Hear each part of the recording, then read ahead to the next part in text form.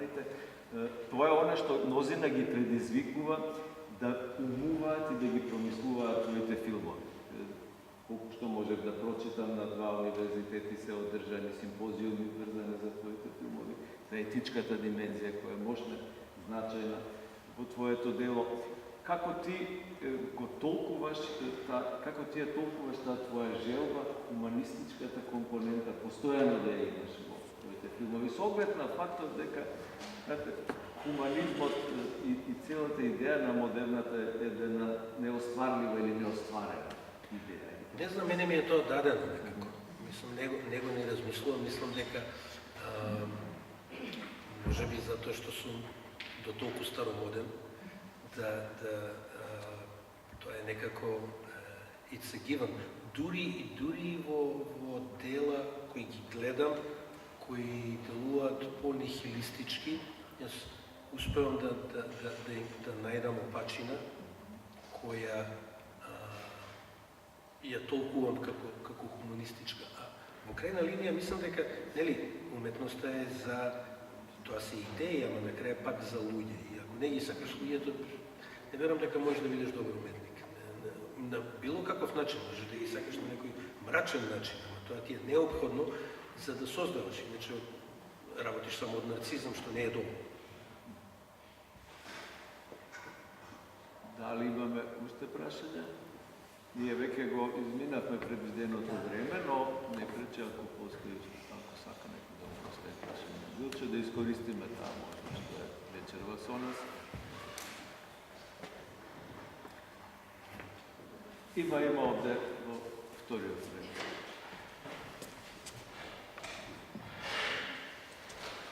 Браво.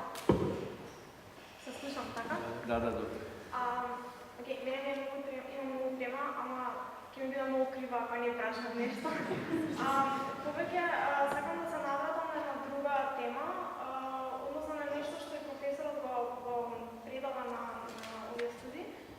Тоа е прашањето за другиот и колку ви беше, всушност сакам да прашам, важно тоа прашање на другиот, односно прашањето на другоста на бикини, бидејќи во текот на целиот филм јас некако го гледам разобличувањето и на нејзината другост, која што на крајот не ги очекуваме некако да се заврши, тоа да биде некој кулминативно дејство која што ќе заврши со некаква експлозија на познавање на нејзината персона, на нејзиниот идентитет, но тоа не го гледаме баш поради тоа што доаѓа тука на сцена Богомилката и го прекинува или или таква задоволство, но мене некако фасцинантно ми беше тоа како сите ликови кои што пробуваат неа да снимат и како пробуваат во тие мали секвенции да кажат што ново научиле за неа, како е таа повторна стабилна, сакаат можеби да добра до таа нејзина стабилност, всушност не успеваат да го направат тоа и некако кога доаѓа самиот крај на филмот, многу ми биде задоволувачки тој крај со Богомилката, баш поради тоа што не ни ја прикажат таа нејзина идентитет, односно да се покажа нејзината поливалентност, нејзината комплексна фигура која што едноставно ние влеговме во тој нејзин свет со Богомилката истично. Па сакам да свртам на таа страна на кој што влагата и вистината и колку беше тој момент на другоста важен за вас.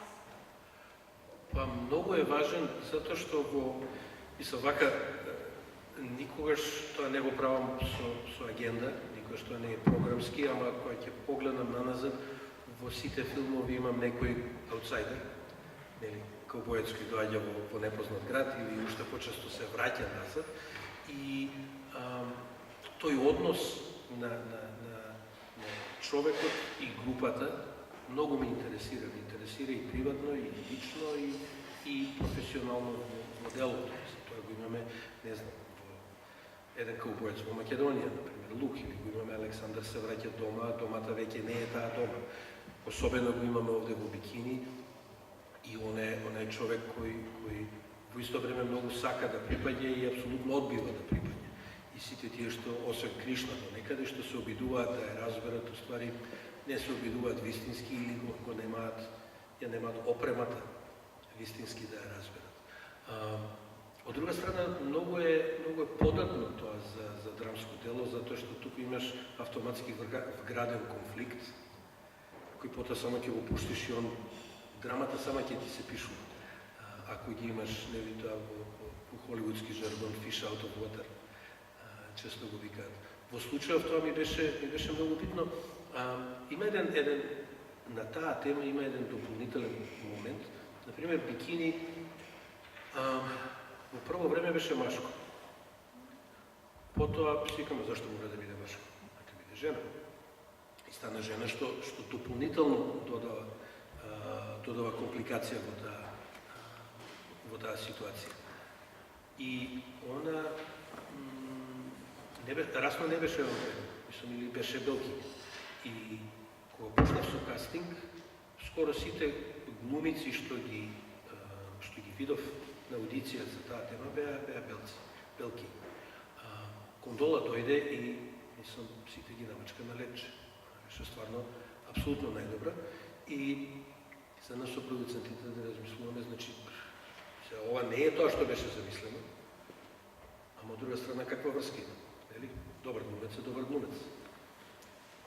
Има врска, како нема врска, мислам, тоа му дава дополнителна димензија која може да биде проблем, а може и да го збогати делото. Ја мислам дека во случајот го збогати делото, затоа што му даде уште еден, она стана уште повеќе аутсайдер, особено денеска. И во светот, и во Америка со тој аутсайдер, овие се некој upper middle class кој ја прибираат.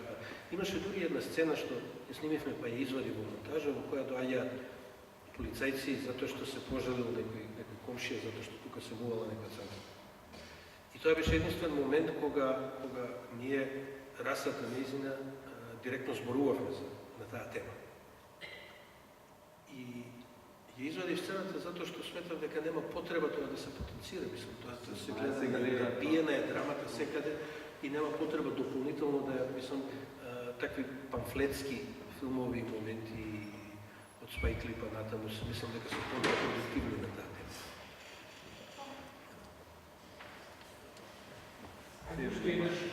Да студентите некој на помлади. Јас исто се воздржувам да поставам прашање или коментари. Браво. Да, знам од имаме многу професори овде, знам дека се воздржувам. Зошто крајот на времето има баш таков наслов и која е поврзаноста на Лакримоса со телефилмот, со музика? Крајот на времето затоа што мислев дека, односно сакав, и овој филм поиде од формалниот концепт. Значи, сакав да снимам нешто што не се движи, ама сепак се движи. И додека го гледаш, почнуваш да се прашуваш. И почнуваш поинаку да ги преиспитуваш, да ги гледаш работите. Но луѓе, филмот страшно многу патуваше, има неколку награди освоени и на некои од тие фестивали, и мисля дека е многу сложен ефект, дека секој лик е посебно снимен, па е потоа со специјални ефекти се спојувани заедно. Уствари не се мислам, они само ги скоординиравме, ги снимавме саат време и ја ги избрав тие 10 секунди кои се после многу успорени. Тоа беше почетната идеја, а понатаму беше насловот крајот на времето е затоа што се наоѓаш во момент кој ти е толку специјален, толку убав, толку различен, што времето престанало да се движи. Да, очекувањето што нагласената вишина со часовникот кај течите. А тоа е контрастот, идеме напред-назад, пошто за да сватиме колку е навидум запад. А Лакримоса не знам од каде дојде. Немам некој рационално објаснување. Игор Василев ја правеше музиката и пробувавме милион различни работи, некои по-лесни, некој не знам, детска играчка, па некој сад, повеќе, па некој рондо, и ова некако залепи. Можда затоа што е позната, можда затоа што има во исто време некоја леснотија и тежина. Залепи и ја примени.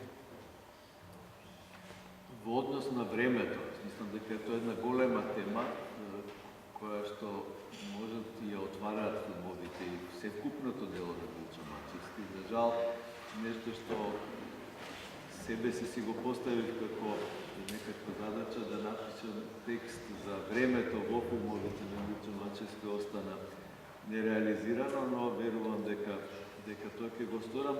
Кога ова мислам на фактот дека кај тебе времето во твоите филмови има една посебна димензија. Цикличноста, движењето на времето, уште од пред дождот, тоа поместување на времето, нема сукцесивно траење. Еве крајот на времето, не е тоа само идејата за крајот на, а сега да се привлече внимание. Буквално го како да запира времето додека се движи. И кога го гледав прв пат филмот во темница, дека малку беше посветло, не може тој ефект да се има кога се сосредоточи човек во тоа исчекување, што се движи, а што стои.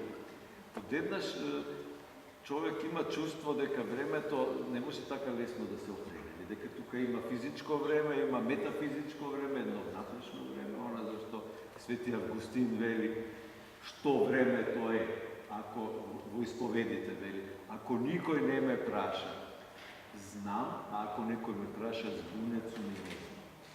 Тоа чувство дека знаеме, а не знаеме, како да го имаме гледајќи го овој краток филм, а и иза од твоите долгометражни филмови, ти си играш со времето. Времето е многу податливо за манипулирање и за играње во еден медиум како што е филмот.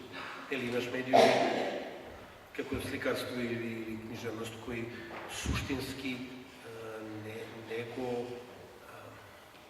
баратаат со времето. Филмот е временска уметност. И просторна и временска. И тој просторниот дел е лесен, а временскиот е абстрактен на еден многу привлечен начин. Од друга страна е многу лесно да се манипулира, затоа што нели секој кадар во филмот е едно парче, беше парче филм, сега веќе не е, ама да кажеме дека е. Значи имаш едно парче филм, 24 фрейма, колку е тоа, околу 30 сантима, кои се една секунда. И се ти ова, значи овие 24 сантима, ако ги ставиш тука, си го померил тој кадар за 5 секунди подоцна. И тоа е тоа. Имав на Филмска академија еден колега кој сними една едноставна приказна, прилично безобразна, ама едноставна. И потоа сите кадри ги подели во 52 фрейма, што му дојде колку 2 и нешто секунди. И ги стави во една кеса. Ги даде на отприлики, ги даде на баба му да ги излекува едно по едно. И тоа беше редослед. Како не ги излекуваше, така беше. Ти го гледаш филмот, има еден кадар од крајот, еден од средината, пак од крајот, па од почетокот, приказната си ја спојуваш, а психолошкиот и емотивен момент околу тоа како си ја спојуваш приказната беше сосема различен од што ако ја правиш по редослед. И сега, значи можеш така дадистички да го придеш, ама тоа ме подучи дека е многу лесно уствари да го манипулираш времето на филм. И од тогаш скоро стално си играш. Добро, ние го манипулираме времето добро, да не претераме. Ако нема, дали има уште некој прашање од вас? Ако не, тогаш уште еднаш дозволете да му се заблагодарам.